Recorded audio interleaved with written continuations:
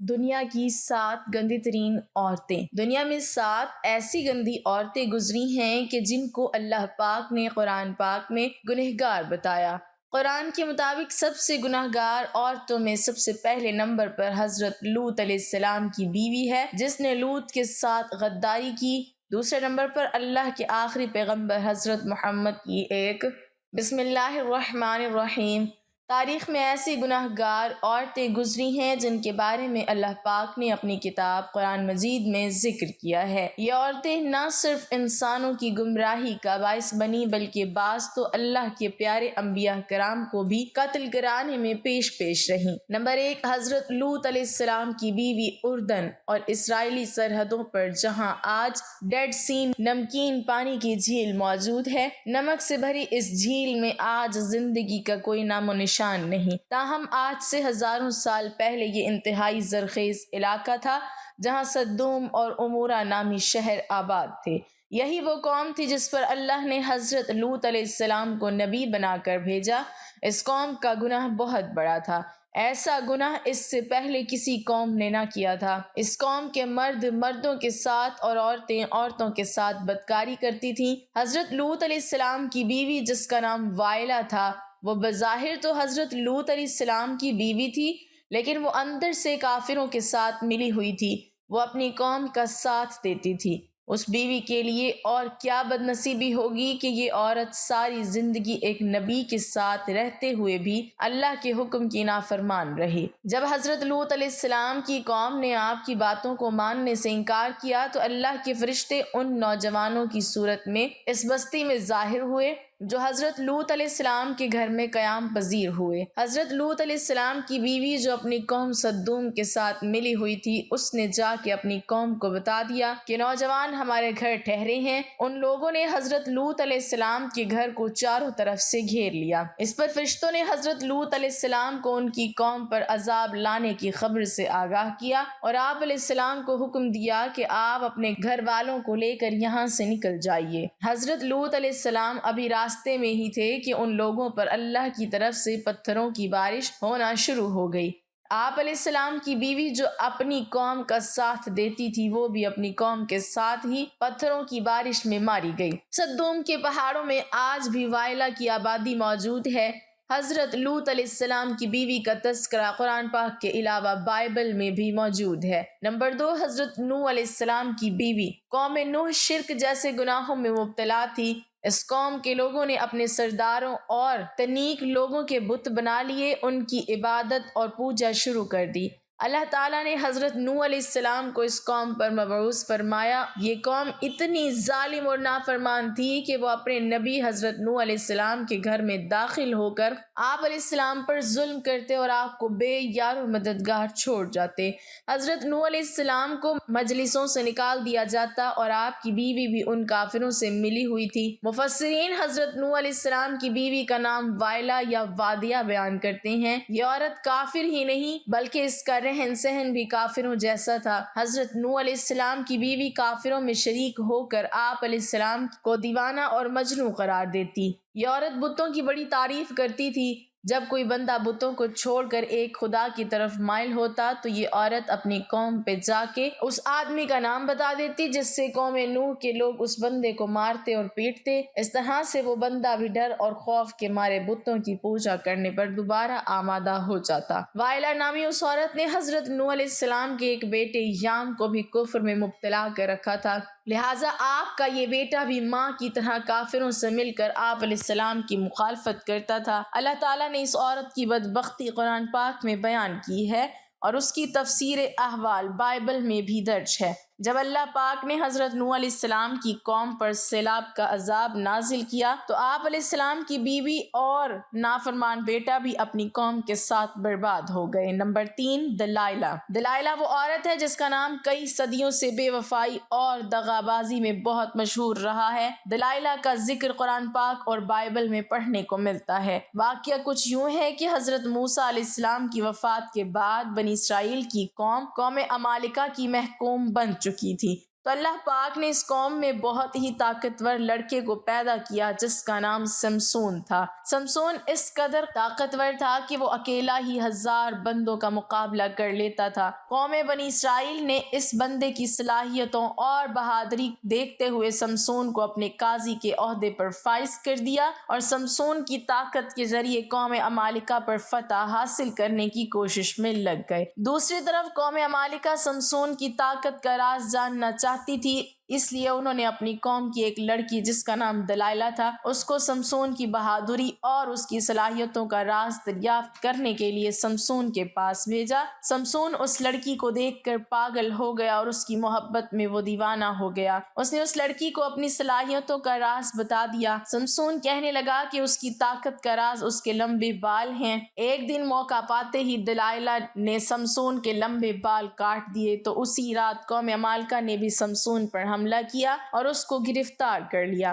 پھر ایک دن قوم عمالقہ سمسون کو گرفتار کر کے جشن منا رہی تھی تو سمسون نے اللہ پاک سے دعا کی، اے اللہ مجھے معاف کر دے۔ اللہ پاک نے سمسون کی دعا کو قبول کرتے ہوئے اس کی تمام طاقت واپس لوٹا دی جس ستون کے ساتھ سمسون کو باندھا گیا تھا۔ سمسون نے اس ستون کو اپنی طاقتوں سے کھینچا تو سارے کا سارا محل زمین بوس ہو گیا، جس کے نتیجے میں دلائلہ اور قوم عمالقہ کے بے شمار لوگ موت کی گھاٹ اتر گئے۔ نمبر 4، جیزابیل۔ جیزابیل لبنان کے بادشاہ کی بت پرست بیٹی تھی۔ اس کی شادی قوم بنی اسرائیل کے بادشاہ اخیب سے ہوئی تھی۔ جیزابیل نے نہ صرف اخیب کو بت کی پوجا پر لگایا بلکہ تمام ریاست میں ایک خدا کو ماننے کی بجائے بے شمار بت بنا دیے تھے تاکہ لوگ ان کی پوجا کرتے ہوئے گمراہی سے باہر ہی نہ نکلیں۔ ایک دن قوم کے نیک بندے یرمیہ علیہ السلام نے جیزابیل اور اس کے شوہر کو کہا کہ تم سب لوگ بتوں کو پوجا کرنے کی بجائے ایک خدا کی عبادت کیا کرو، اسی میں تمہاری بھلائی ہے۔ اس ظالم عورت نے حضرت یرمیہ علیہ السلام کے ساتھ کھڑے ایک بوڑھے پر شدید وار کیا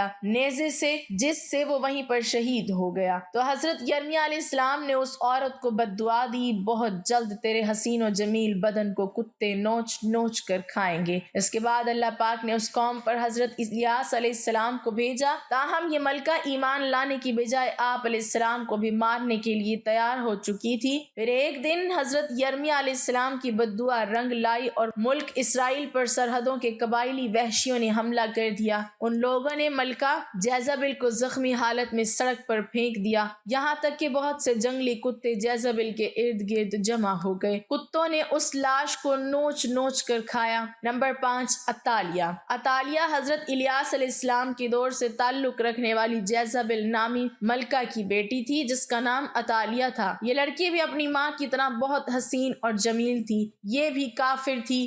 اس کی شادی یہودا کے بادشاہ یہورام سے ہو چکی تھی۔ اس قوم میں بھی ہر جگہ بتوں کی عبادت ہونے لگی۔ اس قوم پر بھی وحشی لوگوں نے حملہ کیا جس وجہ سے وحشیوں نے یہورام کو بھی قتل کیا، لیکن یہ بادشاہ ایک غار میں چھپ گیا جس وجہ سے اس غار میں اس بادشاہ کی موت ہو گئی۔ جب وحشی ملکہ عطالیہ اور اس کی بیٹی اغزالیہ کو اپنے ساتھ ہی لے گئے، ان ماں بیٹیوں کو بہت زیادہ ذلیل و رسوا کرنے کے بعد دونوں کو آزاد کیا۔ اس کے بعد عطالیہ نے بتوں کی عبادت سے پوجا کر کے حضرت موسیٰ علیہ السلام کے مذہب پر ایمان لے آئی، لیکن اس تبدیلی کو سال بھی نہ گزرا کہ عطالیہ پھر کفرانہ کاموں کی طرف لوٹ گئی۔ اس کی بیٹی کے قتل کے بعد ملکہ عطالیہ کو ہی سلطنت یہودا کا تاج پہنا دیا گیا۔ اس نے اپنی دولت کے نشے میں آ کر اپنے پوتوں کو قتل کروایا، پھر اس کا ایک پوتا جو اس سے جان بچانے میں کامیاب ہو گیا تھا، یہودا کے لوگوں نے اسے اپنا بادشاہ بنا لیا۔ یہ ملکہ عطالیہ اپنے محل کے باہر اپنی ہی قوم کے ہاتھ بہت ہی ذلیل و رسوا ہو کر مر گئی۔ عطالیہ کا ذکر بھی بائبل میں تفصیل کے ساتھ موجود ہے۔ Number 6، Herodias. ناظرین گرامی، ہیروڈیاس کو اگر تاریخ انسانی کے سب سے گناہ گار عورت کہا جائے تو غلط نہ ہوگا، کیونکہ یہ عورت حضرت یحییٰ علیہ السلام کے قتل کی ذمہ دار ہے۔ یہ حضرت عیسیٰ علیہ السلام کی پیدائش سے چند برس پہلے کی بات ہے کہ ہیروڈیاس ایک غریب اور حسین و جمیل لڑکی تھی، فلسطین کے خاندان کی بہو بن گئی۔ ابتدا میں اس کی شادی شہنشاہ کے دوسرے بیٹے ہیرود سے ہو گئی اور اسی ہیروڈیاس کے گھر ایک لڑکی پیدا ہوئی۔ تاہم جب وراثت کی تقسیم کے بعد ہیروڈیاس نے دیکھا کہ سب سے زیادہ طاقتور تو فلپ کے بھائی اینٹیپاس کے پاس ہے، تو اس نے بھی اپنے شوہر کو چھوڑ کر اینٹیپاس سے شادی کر لی۔ انہی دنوں اللہ کے پیارے نبی حضرت یحییٰ علیہ السلام، جنہیں اہل کتاب یوحنا کے نام سے پکارتے تھے، وہ لوگوں کو درس و تدریس دینے لگے۔ ہیروڈیاس کو آپ کی دینی باتیں پسند نہ تھیں، جس کی وجہ سے اس نے حضرت یحییٰ علیہ السلام کو گرفتار کروایا۔ ہیروڈیاس نے کافی بار کوشش کی کہ وہ اپنے شوہر اینٹیپاس سے آپ علیہ السلام کے قتل کے احکامات جاری کروا دے، تاہم اینٹیپاس ایسا نہ کر سکا۔ ہیروڈیاس کی بیٹی سلومی جب جوان ہوئی تو اس نے حضرت یحییٰ علیہ السلام کی معصومیت اور نور کو دیکھا تو آپ علیہ السلام پر فدا ہو گئی۔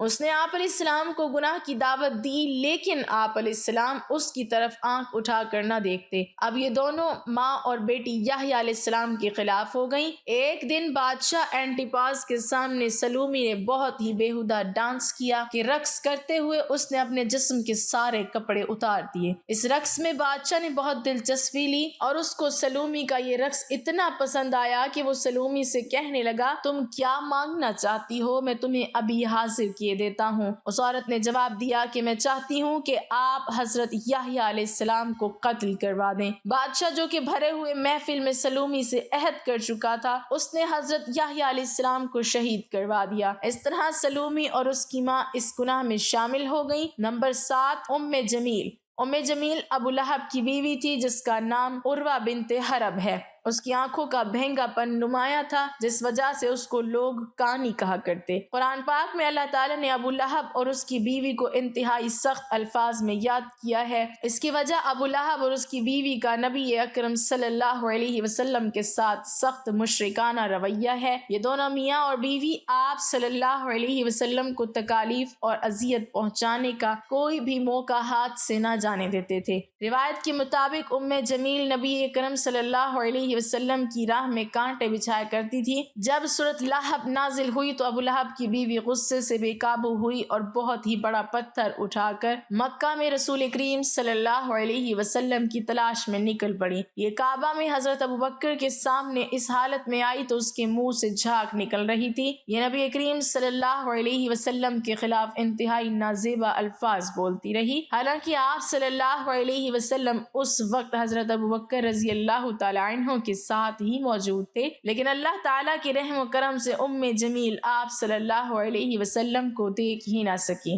وہ وہاں سے گھر کی طرف روانہ ہو گئی۔ بے شک ام جمیل تاریخ کی بدبخت ترین خواتین میں شامل ہے، کیونکہ اس نے نبی آخر الزمان سرور کائنات حضرت محمد صلی اللہ علیہ وسلم کو بے شمار تکلیفیں پہنچائیں۔ اللہ پاک ہمیں بہتر عمل کرنے کی توفیق عطا فرمائے اور ہمیں ایمان کی دولت سے مالا مال کرے، آمین۔ ناظرین، کمنٹ باکس میں اللہ تعالیٰ کے 99 ناموں میں سے ایک نام ضرور ٹائپ کریں۔